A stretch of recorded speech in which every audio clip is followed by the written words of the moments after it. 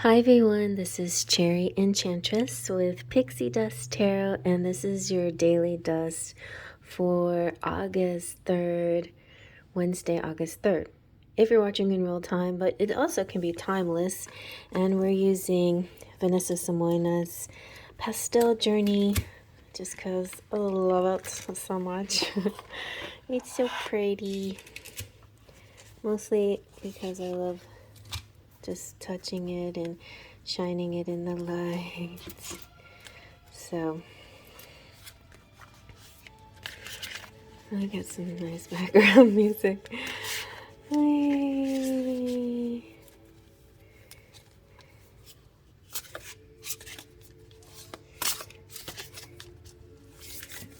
Awesome. Is that Frank Sinatra? I don't know. Okay, let's do this regular shuffle. Whee!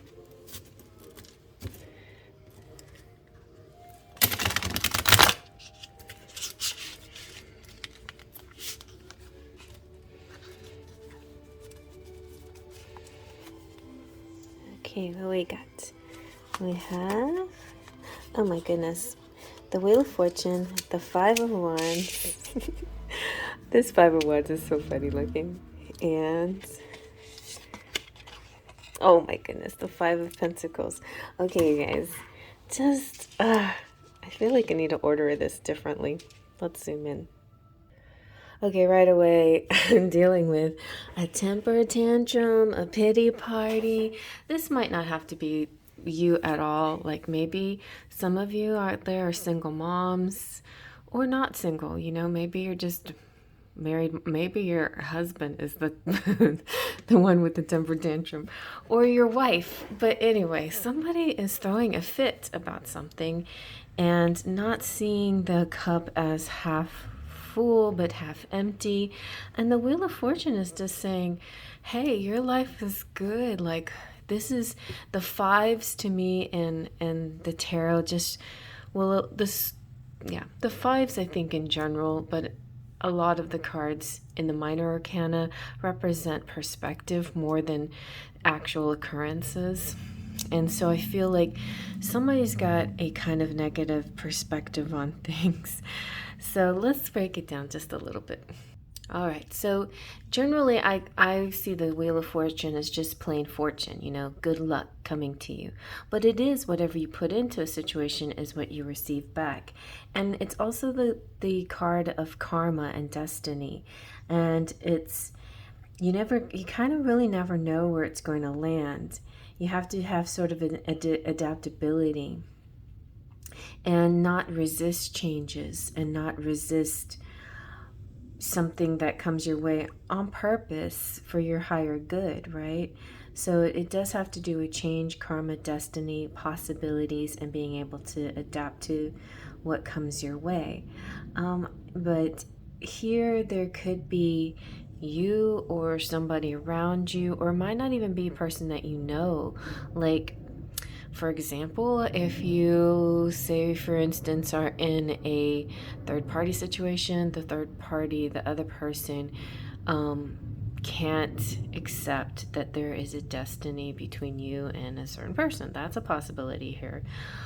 There's also that person could also have a pity party on themselves, feel like they're being left out, like woe is me, what am I going to do if you leave me kind of attitude, and they're manipulating someone. That's really, really possible, and I don't want to like read into it too much, but just realize there can be a bit of that attitude. Just remember, like, the people who you're dealing with, make sure that you look a little bit carefully and see if they're trying to manipulate you by their actions, or you know, if it's a repeating action, it's like, here's what you do: you're close to them and then you drift away and you start to realize there's other people you're interested in, or there's other people. This could be for any kind of relationship, but there's, like, you don't feel the connection anymore with this person, and there's other people that you might be interested in, and you start to, you know, get to the point where maybe you want to have that talk with this person, and then this person throws some kind of fit and makes up all these kind of excuses and tries to manipulate you to stay with them. Like, if you go, I will this, I will that, I'm this, you know, like all these ultimatums and this sad story and things like that. So that's one of the things I'm getting here. Yeah, and so in any situation, don't use manipulation to try to control other people, but don't let other people do the same to you as well. Don't let them manipulate you. This could be about somebody feeling like they have to prove themselves in order to keep their position there, and it's almost like a power play, like they can keep hold of their position. And yeah, it could represent something in a romantic situation, but also professionally too, like in your job or your career. Somebody could be jealous of you, or there could be some manipulation going on here. And you know, they might be playing upon people using all kinds of, oh, like, I need to feed my family or whatever, like manipulating kind of tactics towards the boss, so to speak. So yeah, and if you find yourself that being you and you just losing your temper, you know, nothing better than counting to 10. Take a deep breath in, do some self-exploring, you know, do the power of now, and just really go into the moment and ask yourself why you were triggered or whatever. Those kinds of exercises would be very beneficial, whether or not you are this person or not, you know. And also, like, put yourself in somebody else's shoes, just trying to imagine what it would feel like if you had to be them in a certain particular situation, even if it's their perception and not yours. Try to imagine what it feels like to perceive things their way, and maybe you can have a little compassion towards them. Anyway, yeah, Five of Pentacles. A slight side note is just be careful with finances.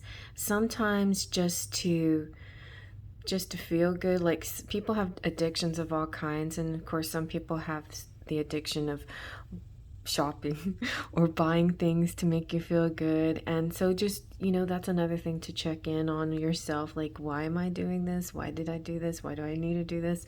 And remember, that's not a fix, you know. It's just the same as if you would use a drug or something like that. It's not about it, you don't fix the problem by using, you know, your shopping abilities. But at the same time, yeah, this feels like a lot of ego has come out, just a lot of, and it almost feels kind of good, like when it all out in the open like this, then you can like really assess what's going on, whether it's you or somebody else or a third party. Like, I think some communication is going to finally come from this kind of maybe explosive temper tantrum moment or something like that. But anyway, good luck navigating this. I definitely recommend some Eckhart Tolle before you get into this, into a talk with somebody who's like on the edge right here. They're very much on the edge of losing their tempers. Okay. And then, you know, like, you know how it happens. Sometimes you get angry and then you cry. And then it could go into the Five of Pentacles and feeling like you just don't have them a lot, or them feeling like they're missing out, or that, yeah, there's just things that they want. Oh, this feels like a little spoiled kid, like, I wanted that toy and you didn't give it to me and you don't love me, you know, that kind of energy. So you might be just dealing with a very hot-headed little kid too, some of you out there.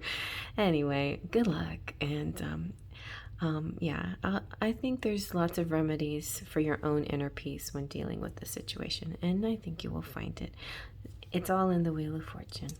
So I hope you like that. Faith, Trust, and Pixie Dust.